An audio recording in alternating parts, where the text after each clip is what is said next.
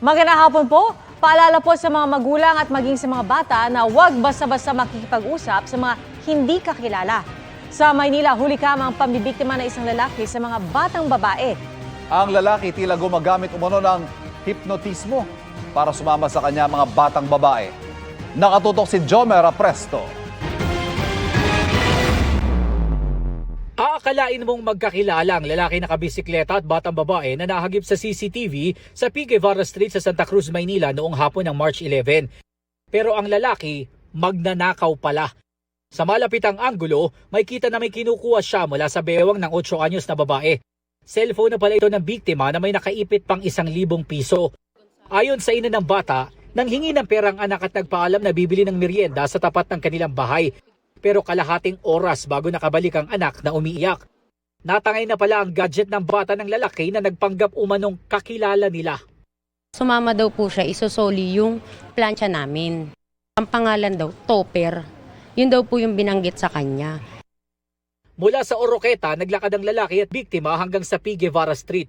Dito na niya kinuha ang aabot sa 9,000 pesos na halaga ng cellphone at pera ng bata. May kita rin sa video na may hawak na karton ng bata habang pinipilit niyang maiwan ito sa bangketa.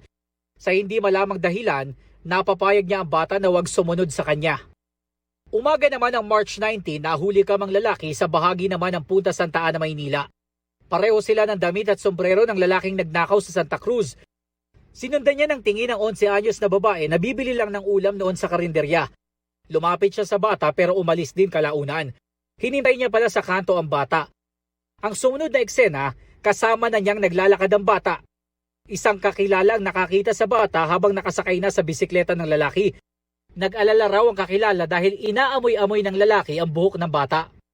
Tinanong niya, kilala mo ba yan? Hindi. Pinababa niya yung anak ko. Nilagay niya po sa gilid niya, inawaan niya.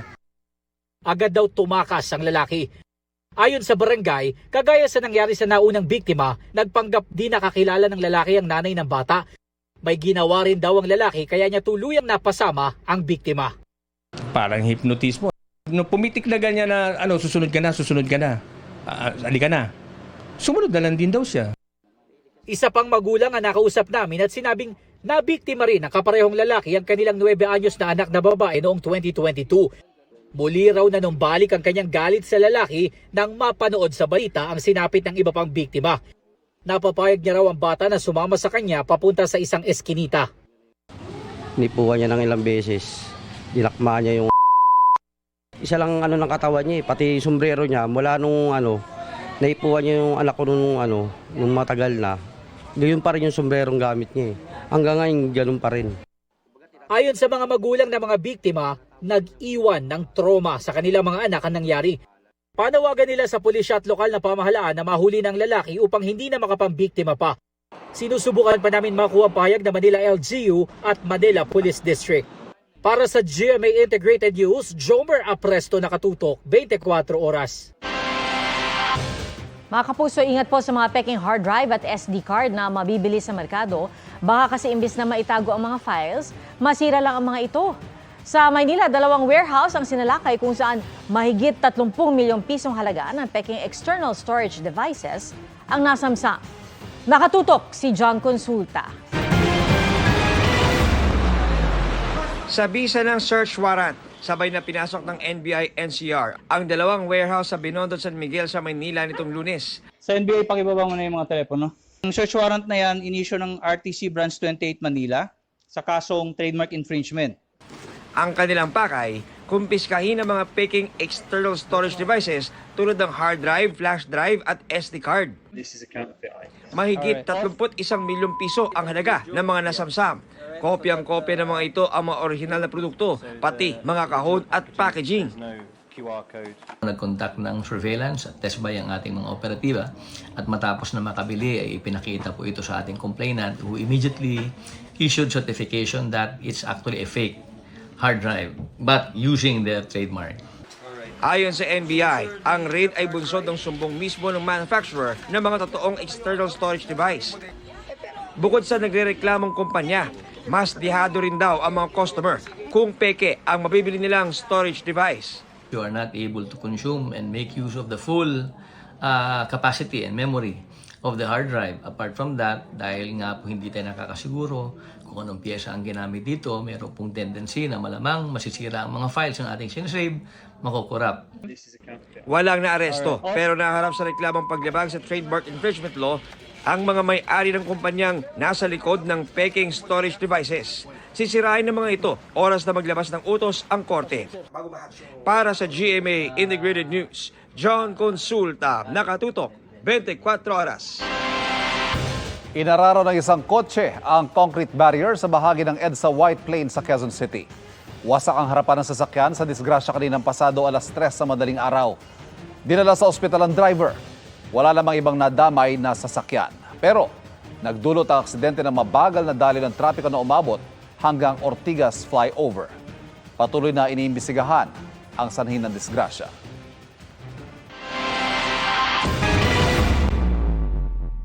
Ipinagmamalaki ngayon ng Amerika na malapit na raw nilang maabot ang layunin nilang pilayin ang Iran. Pero palaban pa rin ang Iran. Ang kanilang missiles muling gumuhit sa kalangitan ng West Bank at Tel Aviv sa Israel. Sa gitna ng gantihan, bukod sa mga sibilyan, pati mga oil facilities sa gitnang silangan napupuruhan. Hinahadlangan pa ng Iran ang pagdaan ng mga oil tanker sa Strait of Hormuz. Kinundenaya ng UK, France, Germany, Italy, Japan, Netherlands at Canada. Sila pati ang South Korea nananawagan ng ligtas na pagdaan sa Hormuz. Ayon sa Japanese media, pinayagan ng Iran ang pagdaan doon ng mga barko ng Japan.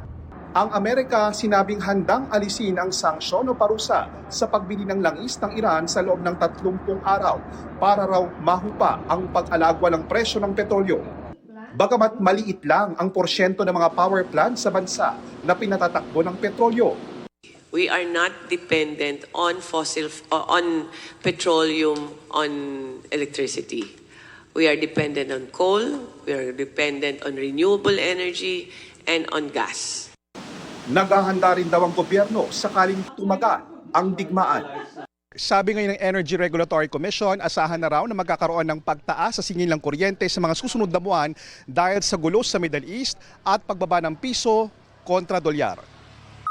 Kung ito ay eepekto na doon sa presyo ng supply ng ating mga generation companies sa ating mga distribution utilities at mga retailer, ay maaari nang makita natin ito sa ating bill ngayong Abril. Hindi pa masabi ng ERC kung ilang porsyento at magkano ang posibleng dagdag singil sa kuryente.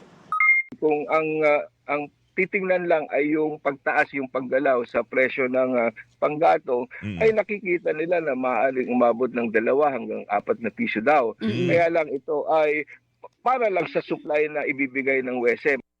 Pero ayon sa National Association of Electricity Consumers for Reforms o NASECO, kung totoo ang projection na 2 pisong dagdag singil, ang katumbas niyan hanggang 400 pisong dagdag sa bill ng mga household na hanggang 200 kilowatt-hours ang konsumo sa kuryente.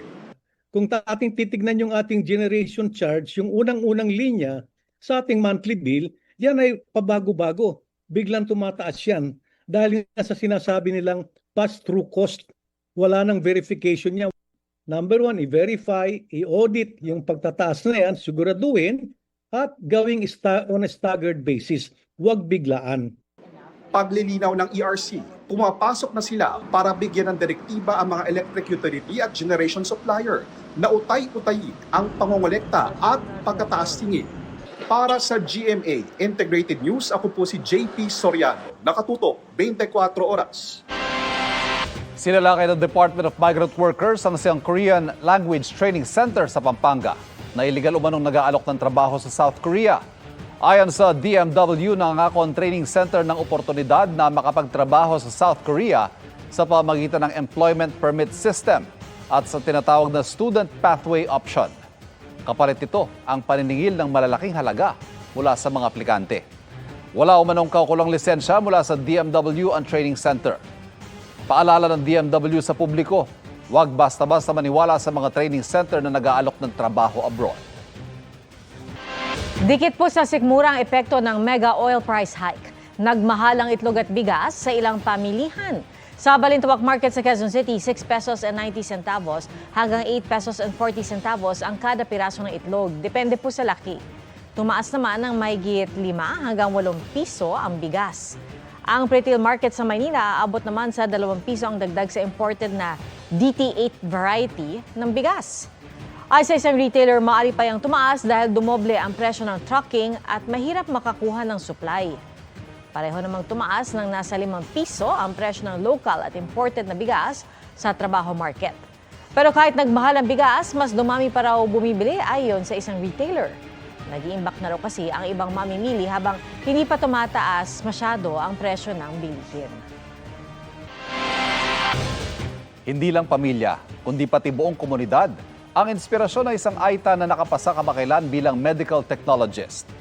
Ang kwento ng kauna-unahang Aita na naging medtech sa pagtutok ni JP Soriano. Abot tenga ang ngiti ng 22 anyo sa si Roland ng Porac, Pampanga. Unti-unti na kasing nagbubunga ang kanyang pagsisikap para sa pangarap. Nakapasa si Roland sa March 2026 Medical Technologist Licensure Examination. Si Roland ang kauna-unahang Aita na naging lisensyadong medtech sa buong Pampanga ayon sa Provincial Social Welfare and Development Office. Masaya ako na naging license na ako since hindi lang siya para sa akin hindi lang siya para sa pamilya ko kundi para sa community ko. Lumaki sa kabundukan si Roland at nakipagsapalaran sa kapatagan para makapag-aral. Sa tulong ng iba't ibang scholarship grants mula sa pamahalaan, nakapagtapos siya sa kursong Bachelor of Science in Medical Technology. Sabay sa pag-aaral, binabalanse rin niya ang paglilingkod bilang SK chairman sa kanilang lugar. Minsan na rin daw niyang naisip na sumuko, pero bumabalik ang lakas ng loob tuwing naaalala ang kanyang komunidad. Pangarap ni Roland na maging doktor para makatulong at makapagbigay ng serbisyo medikal sa kanilang komunidad sa bundok. Sa ngayon, naghahanap siya ng scholarship grant para maipagpatuloy ang pag-aaral ng medisina. Pagdating ko doon sa exam, ala kong alawang isipan, kaya rin nanini sumaw kumaragol. Alim mo para ka na ako ni sopan kayong kapara kong Aita. Para sa GMA Integrated News, JP Soriano, nakatutok 24 oras. Halos walang tigil sa pagbuga ng itim at makapal na usok ang Bulkang Kanlaon mula pa kagabi. 4 na ash emissions ang naitala ng PHIVOLCS 2 beses kagabi at kaninang umaga. Wala pang namomonitor na ashfall sa mga lugar malapit sa bulkan at nananatili ito sa Alert Level 2. Ibig sabihin po niyan, ipinagbabawal pa rin ang pagpasok sa 4-kilometer radius ng Permanent Danger Zone. Baka puso, doble ingat po lalo't nagsisimula ng uminit ang panahon. Sa Zamboanga City, hinimatay ang isang delivery rider dahil daw sa init. Liga lang, parang himatay ba dito? Okay lang to, sir. Agad nirespondihan ng rider na nawala ng malay sa gitna ng kalsada. Dinala siya sa health center. Ayon sa isang opisyal ng barangay, posible ang mainit na panahon ang dahilan ng pagkahilo ng rider. Nang mangyari ang insidente, nasa 37 degrees Celsius ang heat index batay sa tala ng Pag-asa. Sa mahal po ngayon ng petrolyo, may mga tsoper na nagbawas ng biyahe o tumigil muna sa pamamasada. At ang balak namang tigil pasada ng ilang transport group sa Lunes, isinantabi muna. Mula sa Quezon City, nakatutok live si Bernadette Reyes. Bernadette? Pia, sa kabila ng nakatakdang pagtataas ng presyo ng produktong petrolyo sa darating na linggo, ay hindi na muna itutuloy ng ilang transport group ang kanilang planong transport holiday sa Lunes. Sa Lunes, planong mag-transport holiday o tigil pasada ng mga grupong FEDJUDAP o Federation of Jeepney Operators and Drivers Association of the Philippines at LTOP o Liga ng Transportasyon at Operators sa Pilipinas sa gitna ng walang prenong taas presyo sa petrolyo. Pero hindi na raw muna yan itutuloy ng mga grupo. Sa halip, makikipagpulong sila sa DOTR at LTFRB habang ipinapanawagan ang dagdag sa pamasahe. Magsimula na sila magbibigay sa jeepney at saka UB Express, TNBS. Tinawag din nila po yung mga kasamahan namin na sasama sana dito sa ating tigil pasada sa Monday. Ipopos namin po yan dahil po mismo ang ating Pangulo alam niya magkano ang baseline nung tumaas ng ating krudo na umabot na ngayon na maigit 100. Nagsimula po yan sa 49, may 51 hanggang 55. I-atras po na namin panandalian. Kasi po, binalita po sa amin na baka ibigay na po yung 2 pisong hinihiling namin at saka yung 10,000 subsidy. Pero ang ibang transport group hindi na raw kinakaya ang taas presyo. Kaya pansamantala silang hindi na muna bumiyahe o binabawasan na ang biyahe tulad ng Juan Transport Services Cooperative na may ruta sa Quezon City. Sa modern natin, pumapalo ito ng 74,000 sa 21 units na modern. So hindi na talaga kami kikita. Kaya minabuti namin na tumigil muna, at least masave namin yung isang araw. And then ngayon, operation kami pero reduced na yung units natin. Sa Kasiguran Aurora, halos 80% ng grupo ng mga tricycle driver ang tumigil din sa pagpasada. Sa Mangaldan, Pangasinan, ilang tsuper din ng jeep ang hindi pumasada o kaya'y nagbawas ng biyahe. Dahil bukod sa mahalang petrolyo, may mga gasolinahan ding nagsara muna. Sinisikap ng GMA Integrated News na makuha ang panig ng LTFRB at DOTR ukol dito. Ayon sa oil industry sources, sa susunod na linggo, 16 to 18 pesos ang posibleng dagdag sa kada litro ng diesel at 9 to 11 pesos sa gasolina. Kadalasan tuwing araw ng Martes nagpapatupad ang price adjustment sa mga produktong petrolyo. Pero ngayong Sabado ng umaga, pila na ang mga nagpapagas sa gas station na ito dito sa North Fairview. Mas mababa kasi ang presyo dito ng diesel at gasolina kumpara sa ibang lugar. Mahigit 74 pesos ang gasolina at mahigit 101 pesos ang diesel sa gasolinahang ito sa Fairview. Malayo ang presyo sa gasolinahang ito sa Pasay na umaabot na ng 120 pesos ang premium diesel, habang umaabot naman hanggang 99 pesos ang 50 centavos sa gasolina. Competitive lang kami sa mga lowest prices sa mga katabi po namin kasi marami kami din dito ng gasolina pero almost same na yung price namin. Sa iba kasi umabot ng 81 100. Kailangan gapang rito kasi dito mura eh. Pag nandito kami kung saan lang yung medyo mura-mura, yan lang. May iba naman na nagbigay na ng discount tulad ng gasolinahan na ito sa Mindanao Avenue kung saan mahigit 72 pesos lang ang kada litro ng gasolina at 94 pesos ang diesel. Alright, Bernadette? Pia, sa Miyerkules ay inaasahang sisimulan na ng DSWD ang pamamahagi ng mga cash assistance sa mga jeepney driver. Bukod pa ito sa inaasahan namang fuel subsidy mula sa DOTR. Pia? Maraming salamat, Bernadette Reyes.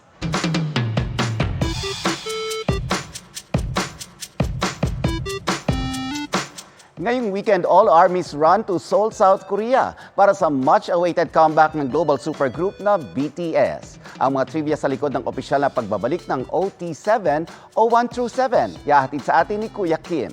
Kuya Kim, ano na? Matapos ang 4 na taong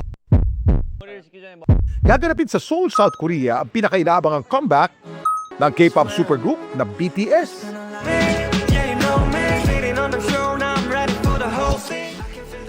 Ang kanilang comeback concert na tinatayang dadaluhan ng 260,000 na katao, espesyal daw. Hindi kasi ito gaganapin sa isang stadium o arena, kundi sa makasaysayang Gwanghwamun Square. Ang Gwanghwamun Square, isang napakalaking pampublikong plaza sa gitna ng Seoul. Dito matatagpuan ang main gate patungong Gyeongbokgung Palace. Ang palasyong ito, na tinayo pa noong 1395, nagsilbing kauna-unahan at pangunahing royal residence ng Joseon Dynasty. Fast forward to 2026, isa na ito ngayon sa pinakadinarayong tourist attraction sa South Korea. Dito pwede ka mag-arkila ng kanilang traditional kasuotan, ang hanbok. Maaari din masaksihan ang changing of the guard ceremony na para bang eksena sa K-drama. Isa pa sa mga pasabog ng BTS para sa kanilang comeback, ang bago nilang album, ang Arirang. Ang Arirang, isang sikat na traditional folk song sa Korea na tungkol sa pag-ibig, bighati, at katatagan. Sa laki ng papel ng kantang ito sa kultura at kasaysayan ng mga Koreano, 2 beses na itong naisama sa representative list of the Intangible Cultural Heritage of Humanity ng UNESCO. Nakapwa sinumite ng Republic of Korea o South Korea at ng Democratic People's Republic of Korea o North Korea. Laging tandaan, importante ang may alam. Ito po si Kuya Kim, magsagot ko kayo 24 oras.